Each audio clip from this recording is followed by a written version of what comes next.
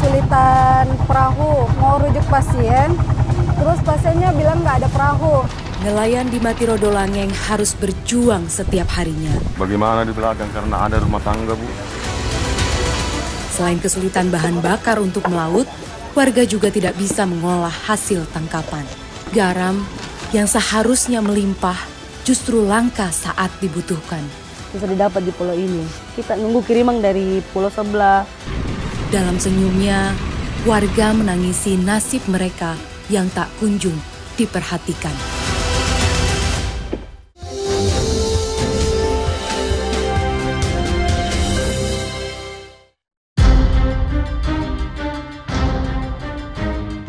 Laut menjadi sumber kehidupan banyak warga.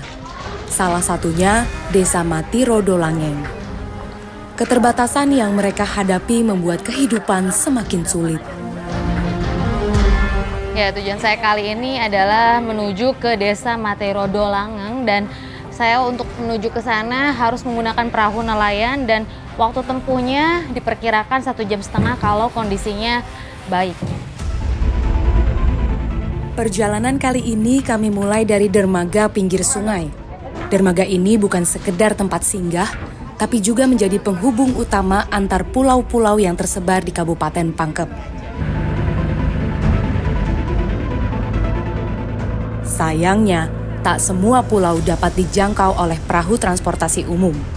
Warga yang ingin bepergian harus bersabar menanti perahu nelayan yang datang membawa hasil tangkapan.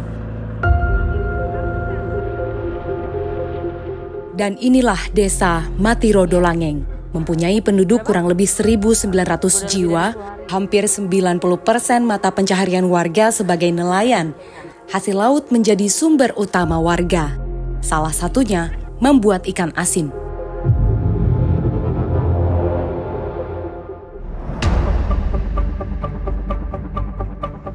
Saat malam tiba, sebagian warga Pulau Podang-Podang memulai aktivitas.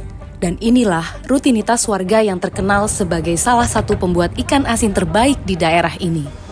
Nah, ini akhirnya kami telah sampai di tengah laut yang memang benar-benar kapalnya besar banget, jadi mereka tidak bisa mengantar hasil lautnya. Sekarang kami akan beli hasil tangkapannya. Kapal nelayan dengan bobot 28 gross ton ini berlayar jauh di tengah samudra, menempuh ratusan mil demi menangkap ikan berkualitas terbaik.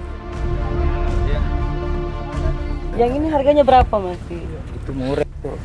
Sekarang harga ikan murah, 300 aja. 300.000 ya? Iya. 300.000 per kilonya?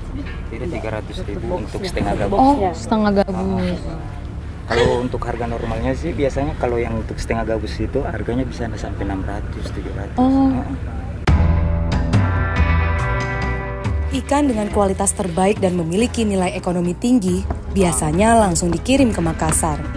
Namun ikan yang kualitasnya lebih rendah seperti ikan cilala, ikan janati, barakuda, dan ikan katamba biasanya dijual ke pulau-pulau terdekat untuk diolah menjadi ikan asin.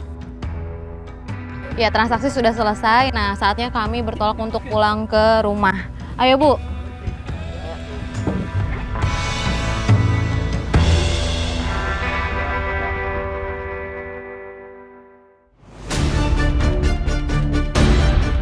Podang-Podang, salah satu pulau yang dikenal sebagai sentra pengolah ikan asin. Namun di balik geliat produksinya, ada satu masalah klasik yang terus menghantui warga, ketersediaan garam.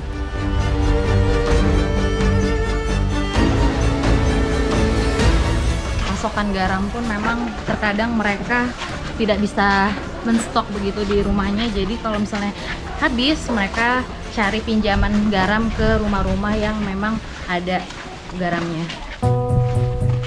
Ironisnya, dikenal dengan negara maritim yang dikelilingi laut, Indonesia masih harus mengimpor garam dari luar negeri. Kenapa? Ada apa? Mau cari garam, mau minjam garam, Bu. Tapi dikembalikan pakai apa? Garam saja dibayar pakai garam karena stok lagi kurang. Iya. Sempat kita butuh, baru stoknya tidak ada dari Pangkep. Cuaca yang tak menentu dan musim hujan yang panjang membuat petani garam kesulitan dalam proses kristalisasi garam.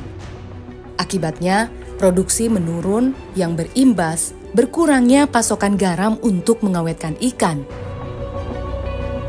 Jadi ketika nanti pasokan garam dari pulau besar Kabupaten Pangkep datang, mereka baru kembalikan dengan garam lagi, jadi tidak bisa dibeli dengan uang.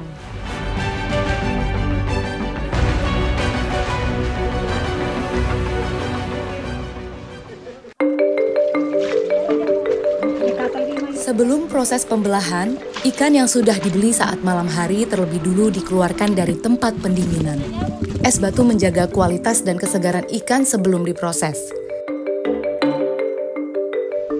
Dimulai dari menghilangkan sisik, dengan tujuan agar ikan lebih enak disantap dan tak berbau amis.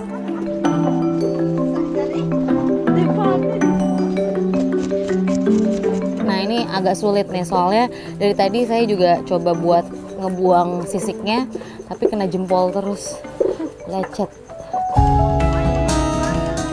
Setelah sisik dihilangkan, kemudian ikan dibelah. Selain untuk mengeluarkan kotoran yang ada di dalam ikan, juga untuk lebih cepat kering saat dijemur, mengurangi resiko pembusukan dan aman untuk dikonsumsi. Di antara para buruh ikan, Bu Ramlah harus tetap berjuang untuk membantu ekonomi keluarganya yang masih serba kekurangan. Bu Ramlah, sudah berapa lama Ibu jadi buruh seperti ini, Bu? Sudah 25 tahun saya kerja ikan begini. Lama ya, Bu ya? Iya, Dari lama kecil sekali. berarti?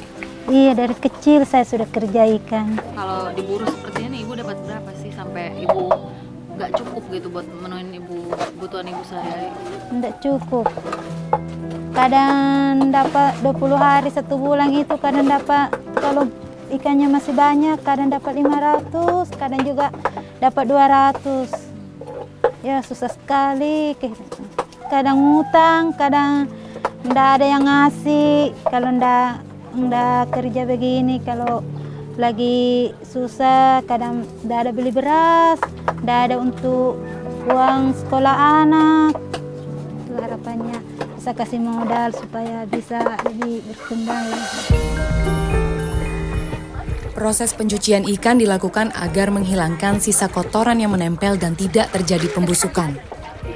Nah, ini ikan yang sudah dibelah harus dicuci terlebih dahulu agar bersih, dan baru setelah itu proses selanjutnya adalah pemberian garam. Nah, tujuannya adalah agar ikannya tidak cepat membusuk.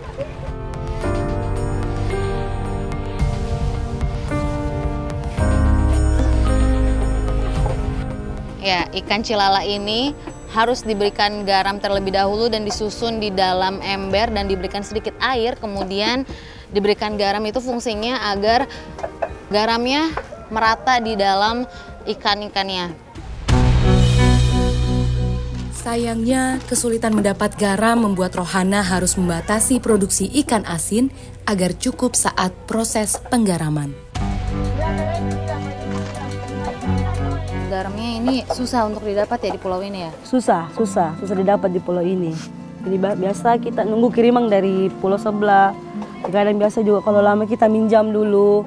Kan ini dekat laut, emang pulau ini nggak produksi garam?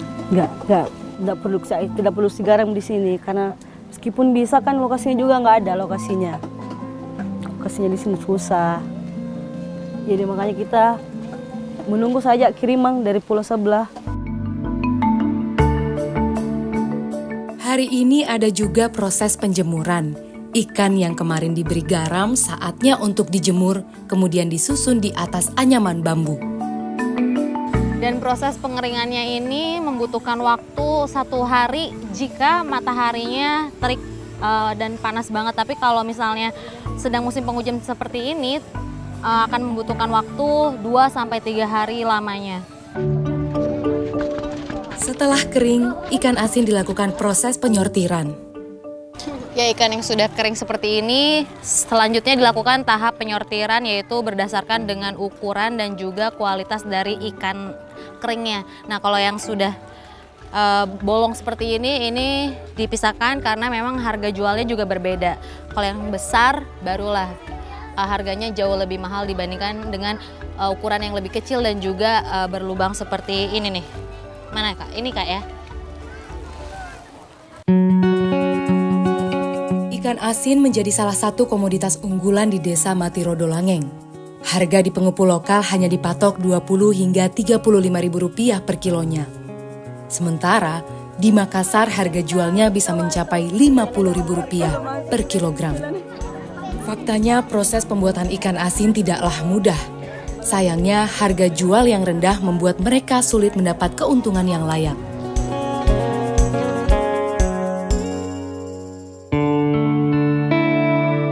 Saat bahan bakar perahu sulit didapat, sang suami pun tak pergi melaut. Ramlah selalu mencari cara agar dua anaknya tetap bisa makan. Bekerja sebagai buruh, terkadang ia pulang membawa beberapa ekor ikan pemberian majikannya, lalu diolah untuk pemenuhan lauk bagi keluarganya. Ya, biasanya mereka meminta kepada nelayan untuk diberikan ikan dan nelayan pun memberikan ke mereka secara cuma-cuma dan tidak membeli karena biasanya hasil tangkapan mereka dibagi ke warga yang emang membutuhkan. Kondisi keuangan sulit dan letak pasar yang jauh tak jarang membuat stok bumbu dapur minim, sehingga hanya masakan sederhana yang bisa dibuat oleh mereka. Ikan bakar menjadi solusinya. Jadi kalau ndak ada ikan, kita pakai nasi aja. Ibu kan hidup di pulau dekat dengan laut, tapi kadang makan pakai nasi aja. Iya. Sedih sekali. Kenapa? Sedihnya itu ya ginilah kehidupan di pulau. Kadang ikannya ndak ada. Biasa kita mau makan ndak ada ikan. Ya sedih. Ya, sedih sekali. Anak-anak cuma makan ikan saja, biasa ndak ada nasi, biasa ikannya juga ndak ada, sedih sekali rasanya.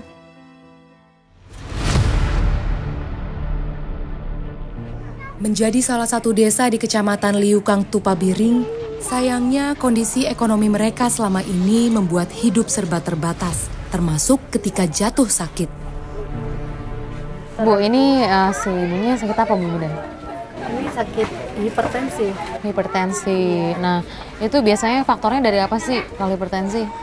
Ini dari makanan, Dari konsumsi konsumsi makanan. apa aja tuh biasanya yang memicu tekanan darah tinggi tuh? Ikan asin, di sini kan banyak ikan asin. Dia sering makan ikan asin. Oh, kayaknya gitu ya. Oke, udah. Berarti ini kita bawa ke puskesmas atau langsung ke rumah sakit? Ke puskesmas aja dulu. Oke. Biar puskesmas yang bawa ke Fasilitas kesehatan di puskesmas pembantu yang ada kurang memadai, sehingga pasien dengan keluhan berat harus dilarikan ke puskesmas atau rumah sakit yang terletak di daratan besar Pangkep, dengan waktu tempuh 1,5 jam menggunakan perahu. Akses laut yang terkadang tak bersahabat membuat warga sangat kesulitan membawa pasien keluar desa. Ya, karena memang belum ada ambulans laut, jadi mereka harus menggunakan perahu nelayan untuk menuju ke rumah sakit. Saat cuaca buruk, angin kencang dan ombak besar, kapal nelayan tak berani mengantar. Akibatnya, pasien terpaksa ditunda, menunggu sampai ombak tenang kembali. Biasanya kesulitan perahu. Kalau mau bawa pasien, mau rujuk pasien, terus pasiennya bilang nggak ada perahu. Ya, pernah ngalamin tengah malam bawa pasien menunggu perahu, Tapi nggak ada gitu Iya. ya. Perjuangan para nelayan di sini untuk mencari rupiah itu tidak mudah.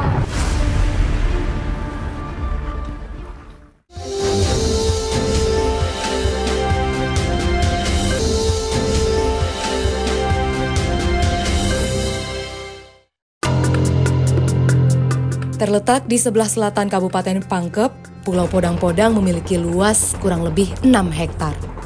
Sayangnya pasokan BBM yang masih kurang di pulau membuat nelayan terkadang tak melaut. Duduk-duduk di sini tuh lagi ngapain, Pak? Nunggu apa? Lagi nunggu BBM, Mbak. Karena susah BBM. Kita mau melaut ini tidak ada BBM. Biasa sampai berapa hari tuh Pak Bapak nunggu kalau emang lagi nggak ada BBM? Biasa kalau memang tidak ada BBM biasa sampai 1 minggu, Mbak. 1 minggu? 1 minggu. Lalu nggak melaut? Tidak melaut, soalnya tidak ada BBM, Mbak. Kurangnya pasokan solar di pulau membuat para nelayan sering resah. Apalagi ketika musim ikan dan mereka bersamaan melaut. Padahal para nelayan seharusnya bisa dapatkan jatah BBM yang cukup dari pemerintah. Nyatanya masih sulit didapat hingga sekarang.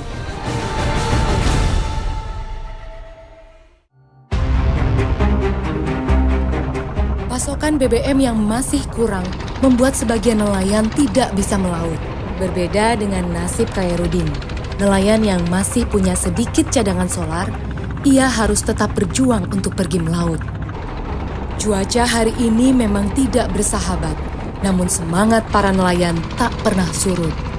Laut, ladang kehidupan mereka. Ini gelombang-gelombangnya kenceng banget, anginnya juga kenceng. Nah, bisa dibayangkan perjuangan para nelayan di sini untuk mencari rupiah itu tidak mudah. Dengan kondisi yang seperti ini, mereka tetap mencari meskipun ini arusnya berbahaya ya, kayak. Biasanya nelayan menebar jaring sekitar jam 4 sore dan proses penarikan perangkap biasanya dilakukan sekitar jam 2 hingga jam 3 subuh. Karena rajungan termasuk hewan nokturnal atau hewan yang aktif di malam hari. Ternyata jaring yang nelayannya tebar putus. Jadi hasilnya belum banyak, tapi mereka pastinya tentu tidak bisa menjualnya dan memang banyak kerugian yang mereka rasakan. Dari jaring dan juga hasil tangkapannya tidak bisa dijual. Kepiting dan rajungan sekilas memang mirip. Padahal kedua hewan bercapit ini mempunyai perbedaan. Antara lain, kepiting bisa hidup di darat sedangkan rajungan hanya bisa hidup di air laut. Namun warga biasa menyebut hewan rajungan dengan nama kepiting rajungan.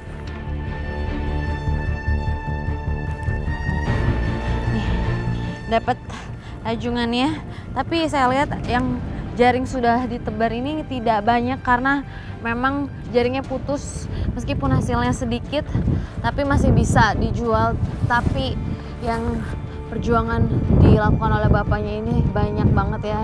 Dia udah ngeluarin modal banyak, tapi penghasilan yang mereka dapat tidak sebanding dengan perjuangan yang mereka sudah keluarkan seperti solar. Mereka harus membeli dan juga hasil tangkapannya hanya sedikit.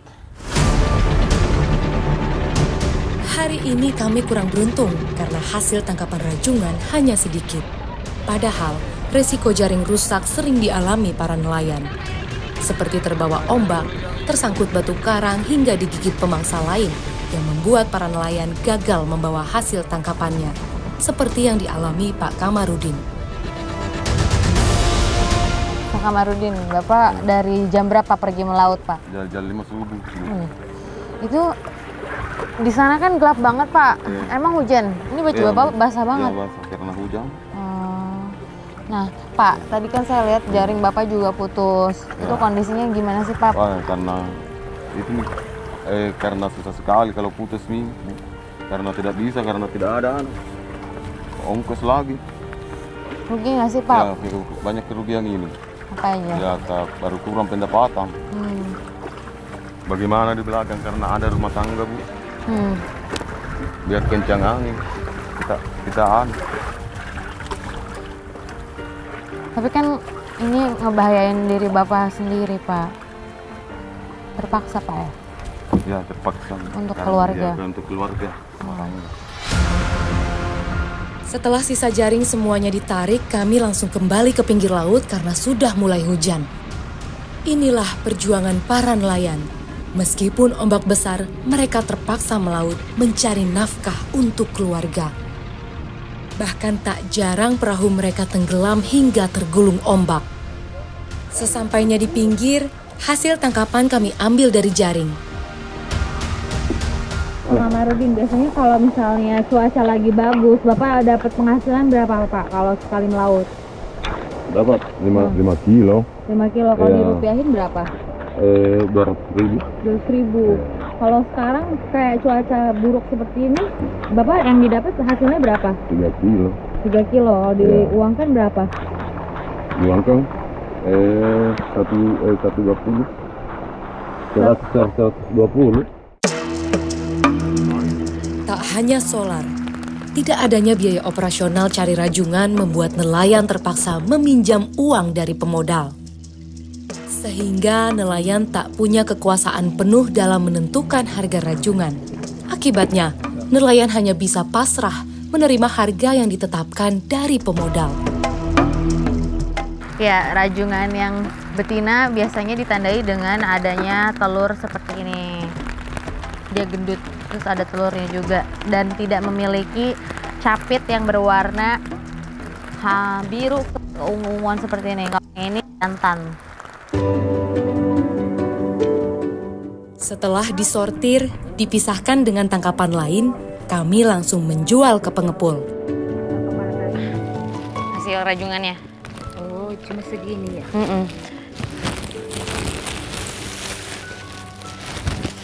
Ayo Bu, dijual aja. Ya udah, oke Pak. Pun hasilnya sedikit, Asriani tetap mendukung suaminya yang bertaruh nyawa di laut. Dengan harga yang tak selalu tinggi, ia tetap sabar menawarkan rajungan untuk memenuhi kehidupan keluarganya. Nah, kalau misalnya di pengepul, biasa mereka menerima harga dengan 42.000 per kilogramnya. Tapi kalau sudah sampai di pasar Kabupaten Pangkep, itu harganya sudah beda lagi. Yaitu 1 kilonya tuh 50.000 ya Pak ya? 55.000. Di tengah kondisi ekonomi yang sulit, Asriani menyisakan sebagian hasil tangkapan suaminya untuk dikonsumsi sendiri bersama keluarga. Membuat masakan sederhana menjadi solusinya. Mengolah rajungan dengan cara hanya direbus dan ditaburi garam sering ia lakoni. Kebutuhan dapur yang mahal membuat Asriani harus berhemat agar tetap bertahan hidup. Karena memang kondisi perekonomian yang sulit, jadi kalau misalnya masak rajungan, mereka hanya menggunakan bumbu-bumbu yang ada di dapur. Jadi ini sekarang rajungannya cuma direbus dan hanya menggunakan garam saja. Setelah direbus kurang lebih 15 menit, rajungan siap disantap. Tak hanya lezat, ternyata rajungan juga memiliki kandungan protein tinggi yang bermanfaat untuk meningkatkan kesehatan. Ya, meskipun makanan ini sangat sederhana dan menyisihkan sedikit dari hasil tangkapan Pak Kamarudin, tapi saya melihat perjuangan beliau untuk pergi melaut masih ada, masih mau bekerja. Dan jika pemerintah memberikan perhatian khusus seperti modal usaha, pastinya mereka akan sangat terbantu.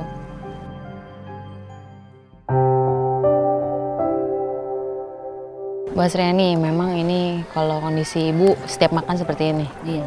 Menyisihkan sedikit dari Bapak pergi melaut? Iya. Gimana itu? Kayak tadi Bu cerita. Kalau ada hasilnya sedikit dimakan, kalau tidak ada ya sudah. Tadi kan saya ikut Bapak untuk pergi ke laut tuh Bu, untuk mengambil hasil tangkapan rajungannya. Nah, hujan badai seperti itu, Ibu khawatir nggak sih Bu kalau lagi nunggu Bapak pergi melaut? Iya, khawatir. Mana ombak besar, angin kencang, kita nunggu di rumah cuma menangis saja. Pernah nggak Bu berhari-hari Bapak terjebak di laut? Ya pernah. Terus gimana perasaannya Bu? Sedih sekali menunggu Bapak. Kadang anak minta jajan, nggak ada, mau makan, nggak ada. Cuma adanya cuma nasi saja, nggak ada lauknya. Pernah Ibu kayak gitu ya? Iya. Pernah juga nggak memasak 2 hari, nggak bilang-bilang ke tetangga. Iya. Mana mau mencukupi orang tua yang sakit. Sampai sekarang guys, tapi saya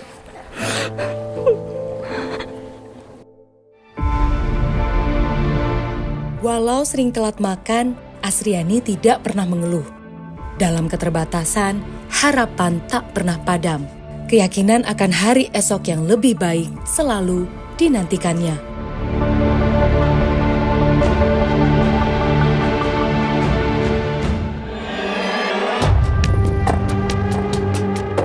Bagi nelayan, sumber penghasilan mereka sangat bergantung dari hasil laut, dan jaring adalah kunci utama. Namun, mereka tidak sendiri. Istri para nelayan tak berpangku tangan. Dengan ketekunan, menjahit jaring yang rusak agar bisa dipergunakan kembali. Keinginan saya untuk diberi modal, untuk membeli perahu untuk suami dan jaring, supaya suami bisa melaut lagi, nggak tinggal di rumah. Iya, kalau bolong-bolong seperti ini kan jadinya nggak bisa melaut ya Bu ya, nggak bisa cari nggak bisa lagi. Tinggalnya cuma menangis saja di rumah. Ya, harapan para warga di sini memang mayoritasnya nelayan dan hanya mengandalkan dari hasil laut. Mereka memohon kepada pemerintah agar diperhatikan lebih lagi mereka-mereka yang ada di pulau ini berupa modal seperti jaring ataupun modal usaha lainnya untuk bisa mereka mencari nafkah lagi dan melaut kembali.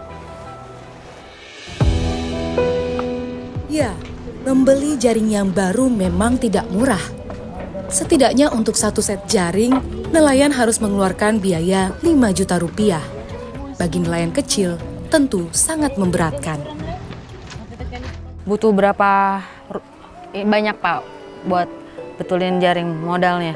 Kalau modal, kalau bikin lagi pertama tuh main 5 juta. 5 juta? Iya. Nah, uang dari mana kalau misalnya kayak tadi putus Pak? Tunggu dulu, ada simpan sedikit. Ini tidak jalan ini karena putus gitu. Ada lagi tuh. Dibantu lagi sama bos. Kalau tidak dibantu, menunggu mati. Nah, Bapak kalau misalnya pergi melaut seperti tadi, terus menunggu, emang cukup Pak untuk kebutuhan sehari-hari? Cuma satu hari-hari saja. Tidak ada yang tinggal tuh. Tidak ada tinggal. Tidak bisa ya, tidak bisa sembarang dibeli. Cuma saja.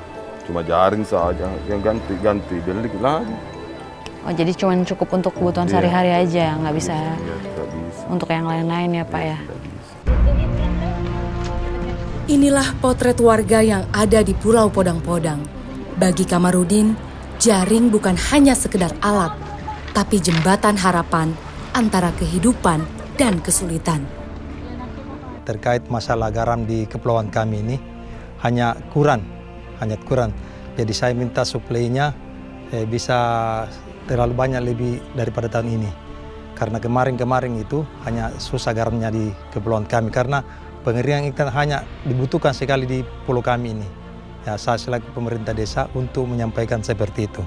Terkait masalah BBM, iya, BBM kadang juga langka, iya, kadang kurang di pulau kami, karena ada beberapa nelayan di pulau kami ini, ada sekitar nelayan JTK ini yang besar-besar kapalnya di Pulau Podang-Podang ini ada lebih 20.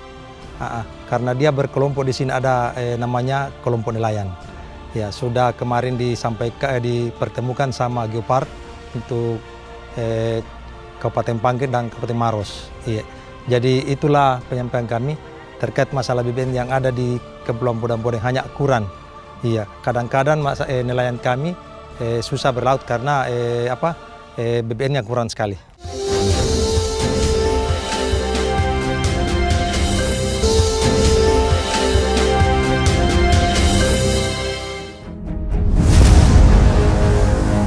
Janji demi janji terus disampaikan, namun kehidupan nelayan di Pulau Mati Rodolangeng tetap sama.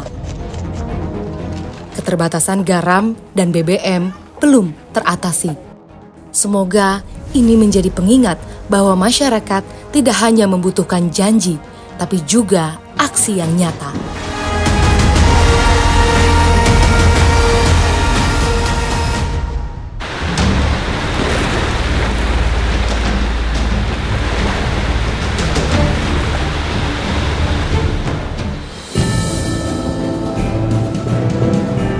Kita udah sampai di kawasan Pulau 3.